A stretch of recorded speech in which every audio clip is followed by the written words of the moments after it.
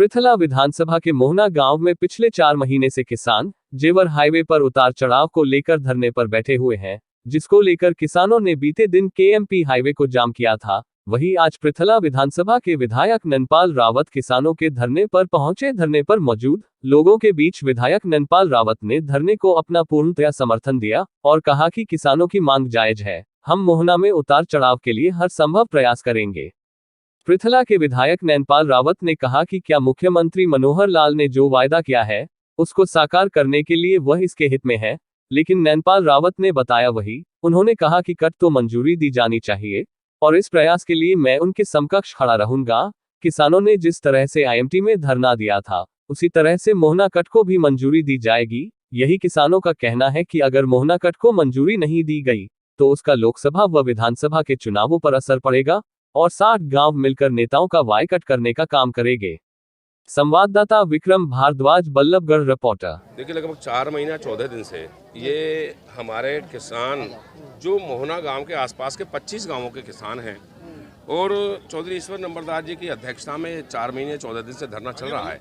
और धरने का एक बहुत बड़ा कारण है कि 3 मई 2022 को माननीय मुख्यमंत्री महोदय पनेरा खुर्द में आए थे और लोगों की डिमांड पे, गांव वालों की डिमांड पे मैंने छोटा सा पत्र, एक चिट्ठी माननीय मुख्यमंत्री को दी थी। माननीय मुख्यमंत्री महोदय, हमारे ये जेवर एक्सप्रेस वे यहाँ से निकल रहा है, ग्रीन हाईवे, और जेवर को ये एयरपोर्ट को जोड़ेगा, तो हमारे किसानों की चलो ज़मीन तो एक बार हुई, उसका जो पैसा जैसा मिलना था वो मिल गया। एक उतार चढ़ाव हमारे गाँवों के लिए होना चाहिए, क्योंकि हमारे 20 से 25 गाँव यहाँ लगते हैं और अगर यहाँ से हम हाईवे ले जा रहे हैं और हमारे गांव उसमें कनेक्ट नहीं होते तो उसका हमें क्या बेनिफिट होगा।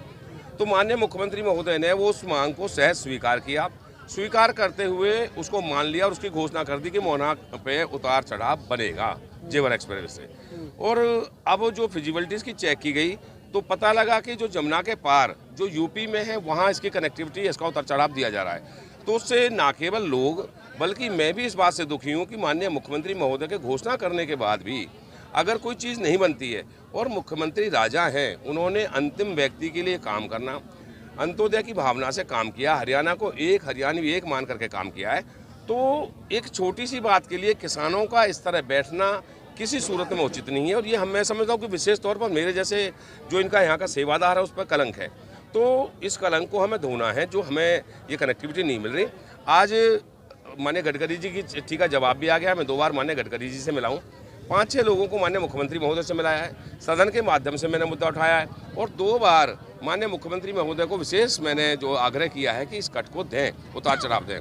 तो आज उसी को लेकर के कल मुझे पता लगा, मैं चंडीगढ़ में था, सेशन चल रहा है, कि मेरे किसान भाई ट्रैक्टरों से जो है ना मेरे घर पे आना चाहते हैं, चाहे उसे घेरा मानिए, चाहे मुझसे मिलने मानिए, चाहे जैसे मर्जी मानिए।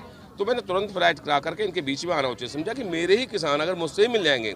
और मैं बड़ा बेबाक तरीके से बताता हूँ कि मेरी इस एमएलएशिप में किसी पार्टी का, किसी झंडे का कोई जो है ना सहयोग नहीं है। केवल और केवल पृथला क्षेत्र के लोगों ने मुझे शिद्दत के साथ यहाँ से भेजा है। तो इनके दुख सुख में शामिल होना मेरा धर्म है और निश्चित तौर पर जिस काम को ये चाहते हैं उसमें भी शामिल होना मेरा धर्म है।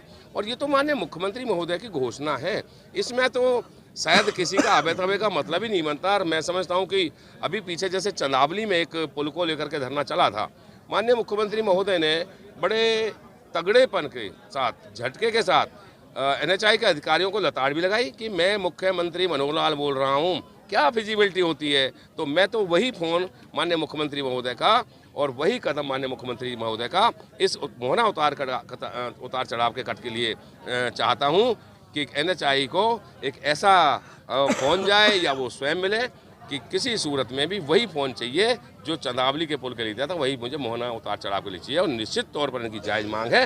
राजा के हाँ करने के बाद जब प्रजा को चीज़ नहीं मिलती तो उसमें दुख तकलीफ होती है, उसे मैं भी महसूस कर रहा हूँ। विधायक साहब, देखो विधायक जी, हमारे धरने पे आज 134वां दिन है, आज तक बिल्कुल भी नहीं आए, ना केंद्रीय मंत्री कृष्णपाल जी आए, नहीं विधायक जी आए। कल हमारा प्रोग्राम था, जो है विधायक हमारी जो है 19 तारीख को मीटिंग हुई थी, तो उसमें ये फैसला लिया गया था कि जो है 25 तारीख को जो है विधायक जी के घर जाएंगे और 29 तारीख को केंद्रीय मंत्री कृष्णपाल गुर्जर जी के घर जाएंगे। और 3 मार्च को हम जो है केजेपी को जो है जाम करेंगे। अब जो है हमें कल जाना था, हमारे यहाँ परसों एक मौत हो गई थी, उसकी वजह से हमने आज प्रोग्राम रद्द कर दिया था। अब जो है कल का हमारा प्रोग्राम था, विधायक जी को पता लगा, सूत्रों से पता लगा होगा कि भाई मेरे घर का घेराव करने के लिए आए हैं, तो विधायक जी जो है इसलिए जो है हमारे धरने पे जो आए हैं। तो घर की वजह से विधायक जी आए हैं, आज रिश्ते में नहीं आए हाँ हैं? बिल्कुल। तो अब आपका जो आपका टारगेट था घर का घेराव करने का, ये कैंसिल हुआ है या अभी बरकरार है? देखो हम अभी जो है अपनी किसान संघर्ष समिति की जो है मीटिंग लेंगे अभी, उसके बाद जो फैसला होगा, जो है आगे जो रणनीति बनाई जाएगी उस पर काम करेंगे। उतार चढ़ाव जो है जब तक हमें नहीं मिल जाता हमारा धरना जारी रहेगा, अनिश्चितकालीन जो है धरना आए। हम जो है जब तक हमें जो है धरातल पे कोई काम दिखाई नहीं देगा, हमारा धरना सुचारू रूप से चलता रहेगा। क्या विधानसभा लोकसभा में भी इसका फर्क पड़ेगा चुनाव में? हाँ जी बिल्कुल, हमारे ये 50-60 गाँवों पूरा क्षेत्र है जो है, और इसमें जो है पूरा रोष है जो है लोगों को। लोग ये कह रहे हैं कि भाई हमारा अगर उतार चढ़ाव नहीं बनता है तो हम जो है वोटों के टाइम में जो है इनका जो है बाइकाट करेंगे।